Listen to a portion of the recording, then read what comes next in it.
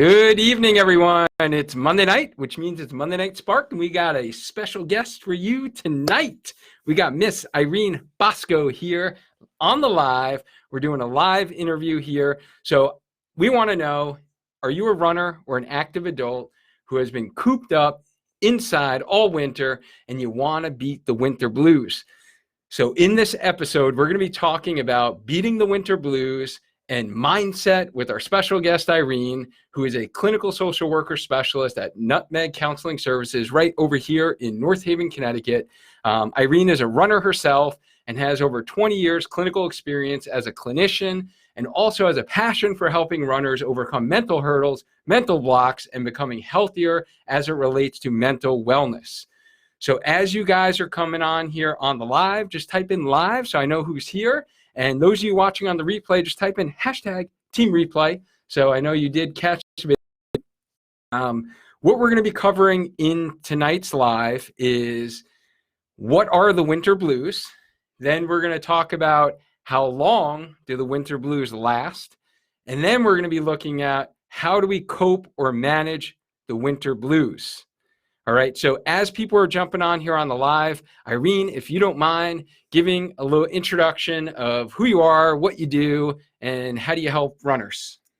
Well, like Duane said, I am a licensed clinical social worker. I work in North Haven. I like to help runners get back to running and get out of their own heads, which actually relates to my own running story. I started running probably about 20 years ago to help battle depression. And that's how it all got started. Nice, nice. So right now you're working in North Haven, right? Mm-hmm. So you're a clinical licensed social worker, Yep. Right? So you do like counseling services? Yes, I counsel. Nice. And I work a lot with depression, anxiety, seasonal depression, some winter blues. It depends. Okay. It depends. Nice. So if you don't mind just sharing you've been running for 20 years, but what made you start running? I started running because I actually had a doctor's appointment and it was scheduled on Martin Luther King Day. And I went to this doctor's appointment and walked in the door and there was actually someone there and they said, I'm sorry, we're closed and you don't have a doctor's appointment today. And this was, like I said, I was battling depression at the time. So I'm literally beside myself. I can't pull it together. So I called my mom and she says, why don't you go for a run? Mom, I don't run. Unless I'm going from point A to point B on a softball diamond, I'm not going to run. But I did. I went out and I ran. And I ran with my dog up a hill, probably about total mile one way. So 2 miles total. And I remember some guy in his car was driving down the hill, yelling at me that, your dog runs faster than you and she's going to drag you up the hill. And I'm like, yeah, no. And that's how I started running. And then I just kept running every day. And I would run. And finally, I was able to run up the hill and keep up with my dog. And that's how I got started running. And it helped a lot with my mindset because especially with depression, we tend to have a lot of negative thoughts that go through our heads and a lot of self-blame, and we internalize a lot of things. So being able to do something and getting it in the winter, Martin Luther King Day, getting outside, being in, even though it wasn't bright sunshine, it was still daylight, being able to do that helped with my treatment for depression. Nice. So are you saying that your running kind of started basically because it made you feel better mentally and it wasn't like a physical goal that you wanted to lose weight? Right. Or no? Okay. Right. Interesting. Yeah. So I think it's probably most common I know myself, I ran to basically get fit, right? To get like more lean, right? I was working out in the gym to get lean. And then, you do it as cardio. And now after running for a number of years, I really see the mental benefits and how much better I feel when I do run. And like when I miss a run, then I know I'm like, oh, I got to go for a run. And then I always feel better. But that's interesting. So your story. So this will be an interesting live. I'm very excited to hear about this tonight. So those of you that are here on the live, just type in live. And those of you watching the replay, just type in hashtag team replay. So the only thing that Irene and I ask of you tonight is that you ask any questions that you do have. So we're happy to answer any of your questions. And as we go through that, so let's get into our content for tonight. So first question I have for you, Irene, is what are the winter blues? I hear it all the time, but is it like a real thing, or is this something made up? It is a real thing. Winter blues are a real thing. They are usually very, very time limited, and a lot of times attached to an event or a season. You know, a lot of times you'll see it around the holidays, especially if you're, missing a loved one. You'll see it when the days start to get shorter. It's more kind of a general term to describe, just that kind of feeling when you just don't want to get out of bed in the morning, but you are able to get out of bed. Usually the winter blues are mild. They're self-limited. They tend to resolve in less than a couple of weeks, so less than 2 weeks. And they don't really impact your functioning that much. So winter blues are, kind of like the mildest. It's not rising to a clinical level. If you're noticing, though, that, it's been longer than 2 weeks and you're noticing some other signs and symptoms, like, it's not just, I just don't want to get out of bed and I want to stay nice and warm and cozy and kind of just like cocoon myself. If you're noticing that you are staying in bed, you can't get out of bed, it's impacting, your ability to go to work. Or if you're noticing that you're sleeping a lot more, you might be craving a lot of really, really sweet food. You might have, a depressed mood, feelings of sadness, feelings of hopelessness. If it's moving in that direction, and this is something that tends to happen to you every year when the days get shorter, you might be looking at something called seasonal affective disorder, which is a clinical diagnosis. It's more than the winter blues. It's on the depression spectrum, I guess you could say. So it's something that, you should probably go talk to someone about, especially because it's starting to impact your functioning.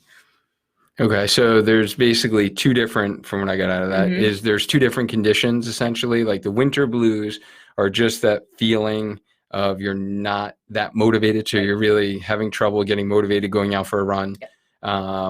And then there's the clinical diagnostic, right, condition in which that's seasonal affective disorder. Yep. Okay. So that's very helpful to know. And the seasonal affective disorder is more where it's impacting someone's function.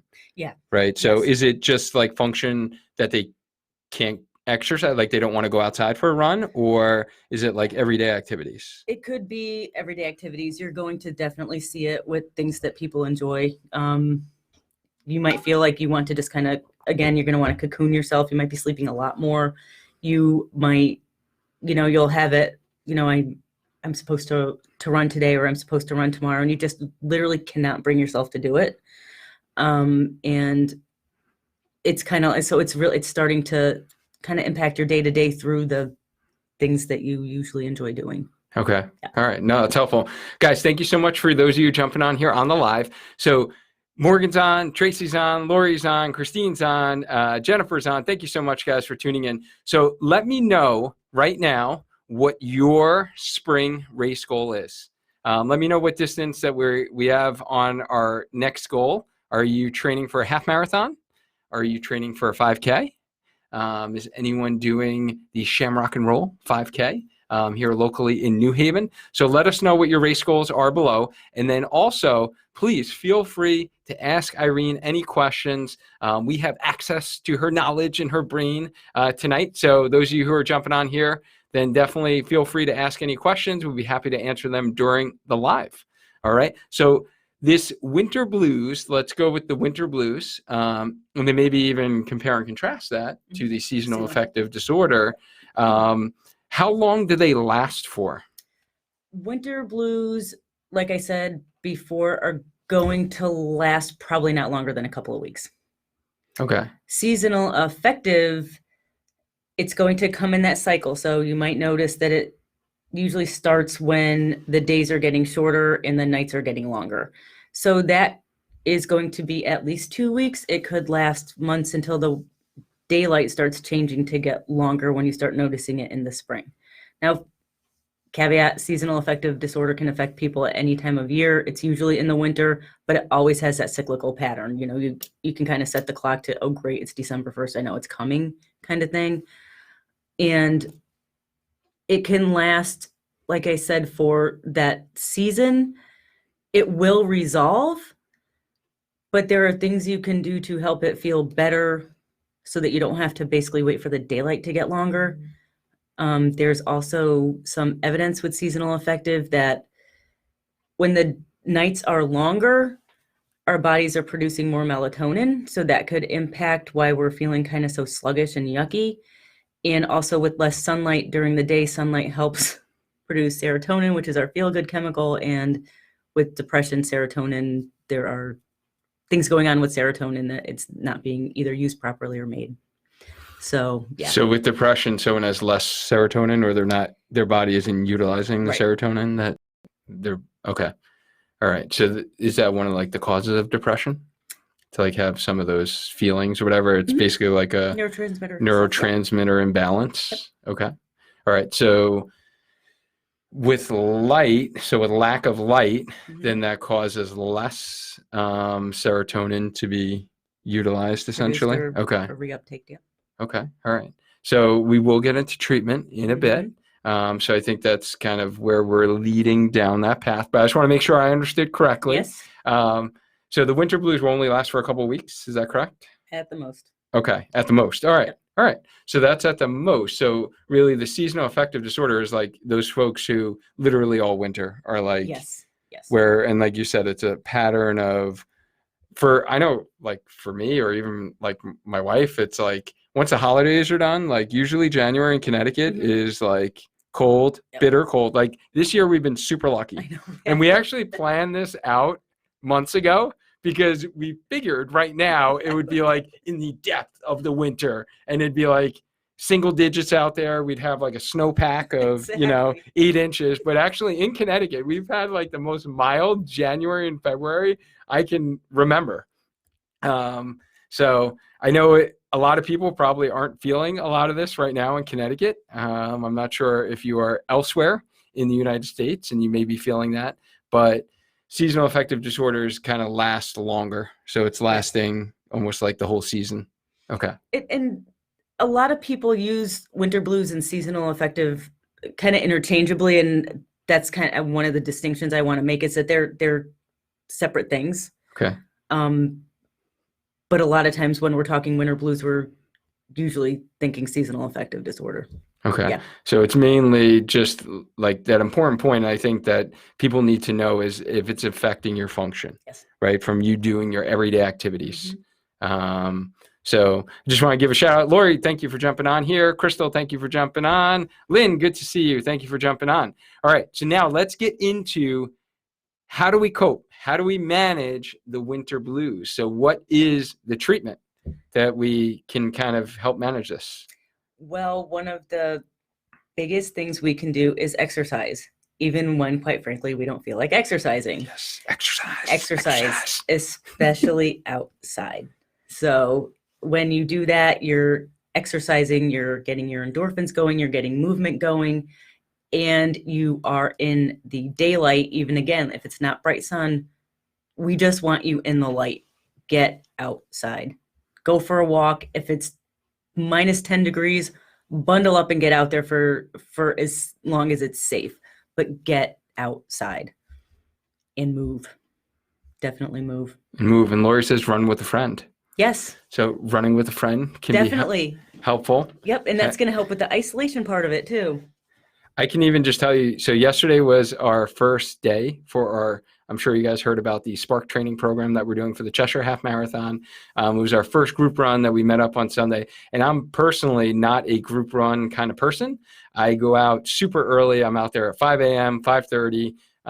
So I am very limited in my time. So I get my run in. I'm used to running by myself. So it was actually the first time I actually did any like group running with anyone was with my wife when she trained for her first half, and we were doing our long runs together on the weekend. So that was actually probably the most quality time that we spent together, is training for that half. But yesterday's group run was like great because I was actually running with people and able to actually conversate. So Katie and I, Carrie, we had a great conversation. Melissa, shout out to you guys for keeping my run, I know, like motivated. And I actually felt like actually better, like talking to people. Yeah, so it was wonderful. Yeah. So I think, Lori, you bring up a good point there that running with a friend, having conversation can probably have that same feel-good effect, neurotransmitter hormone wise. Connection. Yes. Connection. We like connection. Yep. Connecting. All right. So besides exercising and exercising in the light, is there anything else we could do? Like, what if it is like now, luckily, it is starting to get a little bit lighter out, but let's say someone's listening to this episode on the podcast and it's like next December or next January, and they're just like, oh man, it's so dark outside. I can't even run. Is there any other strategies that you recommend? One of the strategies that I use in cognitive behavior therapy is something called activity planning. And with this, next December, it's going to be super dark. It's going to be super cold. We're not going to feel motivated. This person isn't going to feel motivated, but they're going to try to sit around and wait for the motivation to come because, it might come tomorrow. It might come the next day. It might do all this. We're not going to wait for the motivation. We're going to have our activities planned out for the week so that we can get into we can get into a routine and we can make it happen without having our minds talk us out of it, because our minds will talk us out of it. So we're not going to wait for the motivation. We're going to schedule our stuff. If it says, run 7 a.m. on Tuesday, we're going to run at 7 a.m. on Tuesday. So it's that, that activity planning, that activity scheduling to help change the behavior so that you can start feeling some motivation and you see more bang for your buck if you change your behavior before we start working with any kind of thoughts or mindset stuff. So getting that routine type of structure. Yep. So is that why accountability programs work so well for people? Yes. It just keeps them right. And like even just either getting a coach, like a running coach, or getting a schedule, getting a training plan. Like I feel like people are more motivated when they have that training plan. Yes, especially if it's a training plan where there's the accountability. Because we can all, I guess, technically go on Google and get a training plan, but who are we accountable to? Ourselves. We tend to struggle with that because we tend to value accountability to other people more, until we have that value of ourselves that, no, this is an appointment with myself and I'm going to make it happen. Have it be with someone else, have it be, with a group. Even if you're not running with the group, if you have that accountability that, or a coach, like my coach, he knows what I'm doing. Shout out knows when Steve. I'm not doing it. Steve So, Carmichael. yeah, Steve Shout Carmichael. out. So, yeah, just having that is so important. Yeah, no, absolutely. And I find that with my patients as well. Like for those, I'll see a runner who's been battling like Achilles pain or plantar fasciitis for like months. And they're like, yeah, I'm doing these stretches. I'm like, well, how consistently are you doing them? Well, when I think about it. But when we start working together and I'm like, okay, I'm going to give you X, Y, and Z. And we're going to touch base next week. And when I see you next week, I better see that you perform this either, 5 times before I see you next, or I'm going to know if you're doing your stretches because I'm going to actually reassess and we're going to see, and I'm going to be able to tell if you've been doing your exercises. And I find that my patients are a lot more compliant and they actually complete their programs when they're held to some accountability. So, and that's why even, I really wanted to do the training program for the Cheshire Half as well, to be able to hold some runners accountable. And we got a bunch of runners who got in the last minute. And I'm very happy and excited to see that they're going to be accountable and they're going to be able to hit their goals. So I think that's a great point that you bring up in terms of that kind of scheduling and holding yourself accountable. Any other kind of treatment techniques or things that we can do? We talked about kind of exercising. We talked about light, setting a schedule, right? Anything else that we're missing?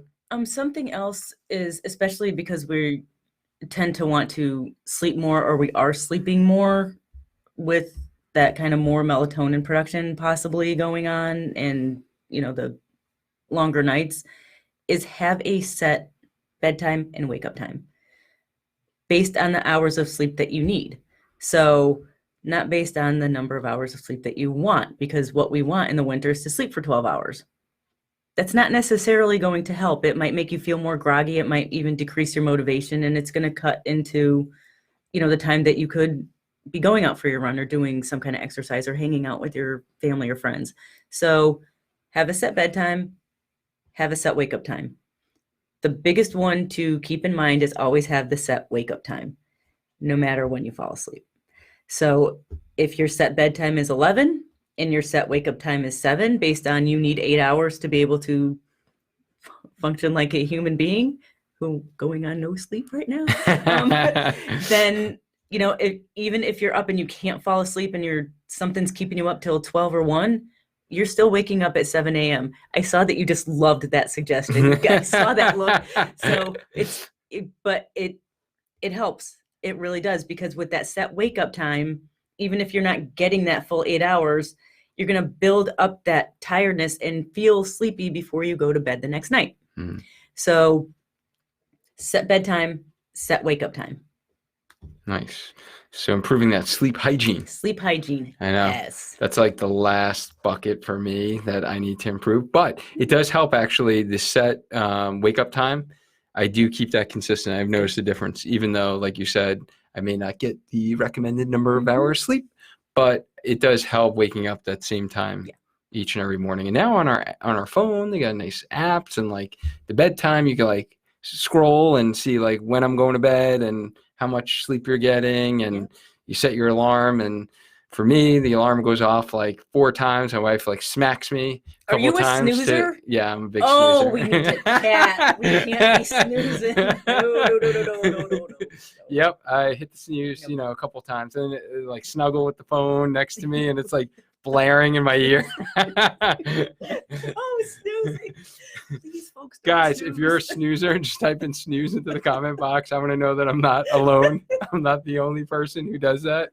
All right, so I think that was like super helpful. Thank you so much. Guys, if this was helpful for you, just type in helpful into the comment box. So Irene, if we were interested in finding more about kind of improving our mental health and mindset as a runner, or if someone feels that they need some help combating, maybe they think they have a little bit more than the winter blues going on. Maybe they think they have what we were talking about before, that seasonal affective kind of disorder. How do we find out more about this, or getting kind of the help that we need?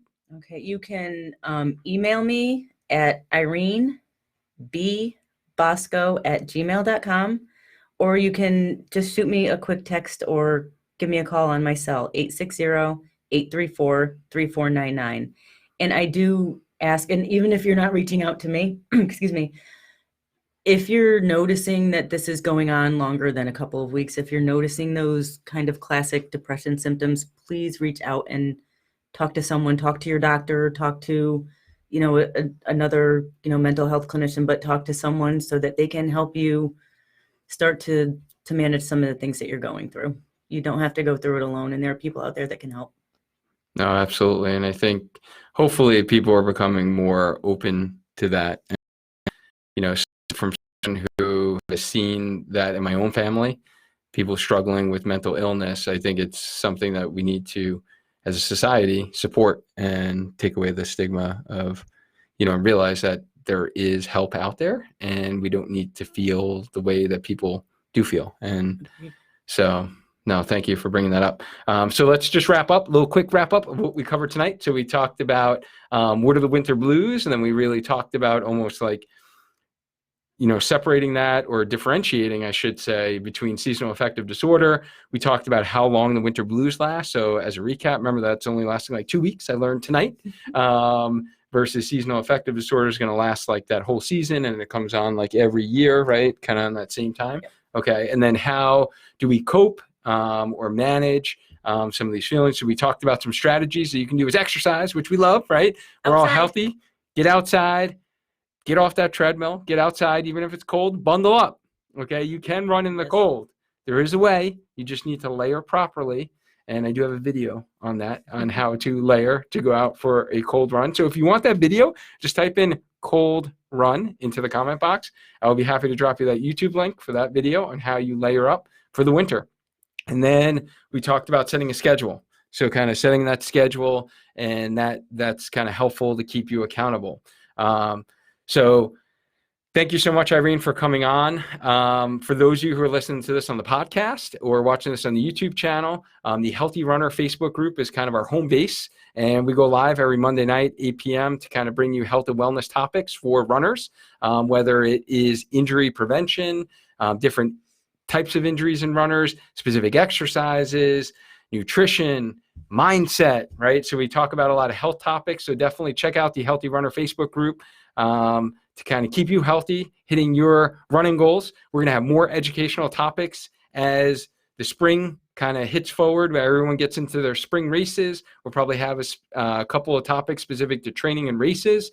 If there's a specific topic you want to hear about, definitely, if you're watching this on Facebook, type it into the comment box. If you're watching this on the podcast, feel free to shoot me an email, duane@sparkyourtraining.com. I would love to hear about those topics and be able to find experts in the field to bring them on to help educate all of us.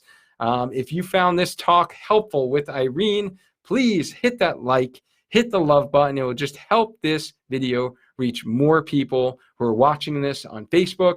So we greatly appreciate that, and give her a little shout out for kind of spending her Monday night with me here live in Hamden here at Multisports Academy. I'm sure she could be doing a lot more better things with her family, her business, but she took the time out to be with us. So definitely show her a little love, throw some hearts. We appreciate that. So thank you again. I really, really appreciate it for you taking the time to kind of educate us all.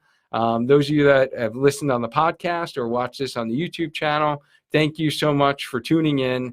Remember, every Monday night, 8 p.m., we go live within the Healthy Runner Facebook group. So keep us in mind on your schedule so you can continue to get your questions answered. Thank you all again, and stay active, stay healthy, and just keep running. Until next time, guys. Bye.